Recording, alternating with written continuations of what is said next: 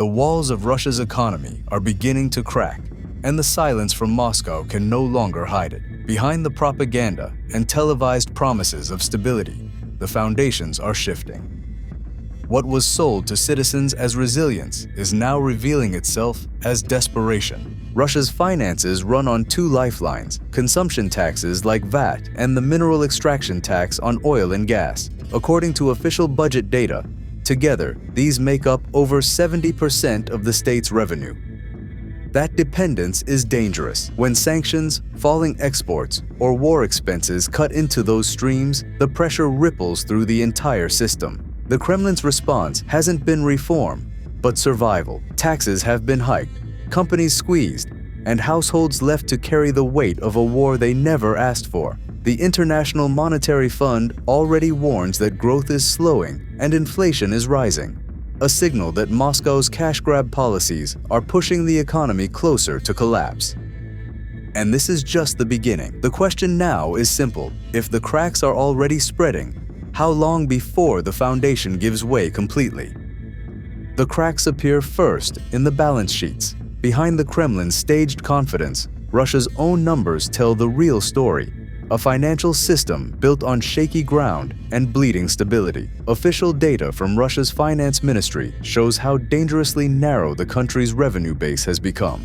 Over 70% of government income now comes from just two pillars: the value-added tax on consumption and the mineral extraction tax on oil, gas, and coal. That means the budget rises and falls almost entirely with what Russians can buy and what energy Moscow can sell. This dependency is growing, not shrinking. In 2020, value-added tax made up about 32% of revenue. By 2024, it had climbed to 37%. The mineral extraction tax rose just as steeply, from 28% to 34%. Meanwhile, other sources like corporate income tax and non-energy revenues have withered. Russia is doubling down on a model that works only if prices stay high and households keep spending. But what happens when both of those lifelines are under strain? Inflation is already cutting into paychecks, sanctions are throttling trade, and oil refineries are targets in a war that shows no sign of slowing. The foundation is fragile, and the Kremlin knows it. The Kremlin's answer has been blunt. It chose to squeeze companies harder. The Kremlin's answer has been blunt. Squeeze companies harder. In January 2025, Moscow raised the corporate income tax rate from 20% to 25%. On paper, this places Russia in line with several G20 nations, but beneath the surface, it tells a very different story.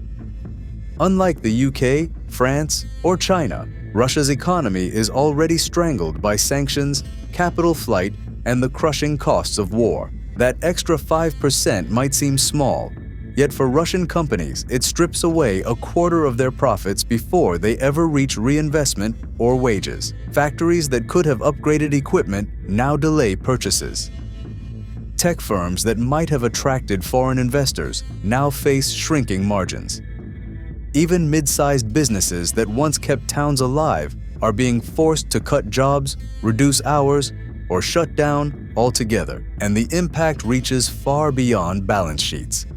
Fewer investments mean fewer jobs, weaker competition, and slower growth. Russia's economy is being drained of the very dynamism it needs to survive. And the pressure is only building because the Kremlin isn't stopping with corporations. And if companies are already bleeding, what happens when ordinary households become the next target? The answer is already taking shape. Moscow's next move is to raise value-added tax, or VAT, from 20% to 22% starting in 2026. On paper, it looks like a minor adjustment, just 2 percentage points. In reality, it's a massive shift, because VAT touches everything.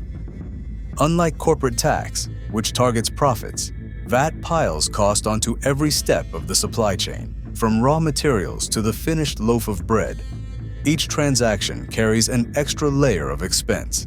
To put it into perspective, Germany holds VAT at 19%, India at 18%, Brazil at 17%, and Mexico at 16%. Even France, The UK and Turkey keep their rates at 20%. Only Italy matches Russia's planned 22%. And in the United States, VAT is officially zero. This comparison makes clear what Russian households are facing, one of the heaviest tax burdens in the world on everyday purchases. Economists warn that this will not just add a few rubles to the price tag. In a country already struggling with inflation above 8%, higher VAT is like stacking bricks on a sinking ship. Prices on food, clothing, and medicine will rise. Small businesses will either pass on the cost to consumers or cut back to survive. Families will feel the squeeze most of all, watching paychecks lose value faster than they can adjust. And this raises the next question: what does a tax built into every transaction mean for the daily lives of ordinary Russians already fighting to stay afloat? The answer is already hitting dinner tables. When VAT rises, it does not stay on ledgers or in boardrooms. It follows every purchase home. Bread prices in Moscow and St. Petersburg have already crept higher, tracked by Rostat's own data showing food inflation climbing above 10% in mid-2025. A loaf that cost 50 rubles a year ago now costs closer to 60, with no sign of relief. For families whose wages remain frozen, each trip to the store feels heavier. The IMF has warned that Russian real incomes will continue to shrink through 2025 as inflation outpaces salary adjustments.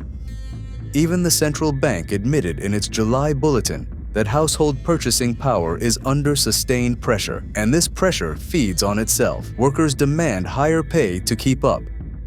Employers, already squeezed by taxes and sanctions, raise prices again to cover the increases. Economists call it a wage price spiral. Russians call it survival. The spiral is already visible in cities across the country, from Yekaterinburg to Novosibirsk, where regional outlets report strikes and walkouts in manufacturing plants. Every layer of this crisis lands on ordinary people. Paychecks buy less, savings vanish in real terms, and the idea of financial stability becomes a memory. The Kremlin may insist the economy is steady, but the empty wallets and rising bills tell another story. And that story leads to the next question. If the pressure on households keeps building, what happens when anger in kitchens and workplaces boils over into the streets? The answer is that it seldom becomes a mass protest. When anger spills onto the streets, police move fast to break it up.